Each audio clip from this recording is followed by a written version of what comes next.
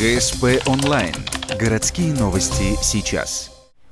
Глава Республики Коми Вячеслав Гайзер обвиняется в организации преступного сообщества и мошенничестве. Операцию задержания 19 числа провели ФСБ России и Следственный комитет. По уголовному делу проходят 19 человек, включая высокопоставленных чиновников. Все фигуранты под стражей до 18 ноября. Один из них отправлен под домашний арест. По официальным данным, масштабная группировка вела преступную деятельность с 2006 года. Организация отличалась строгой иерархией и сплоченностью. По ходатайству следствия арестованы 2 обвиняемых, а также еще 14 подозреваемых, в числе которых председатель Государственного совета Республики Коми Игорь Ковзев.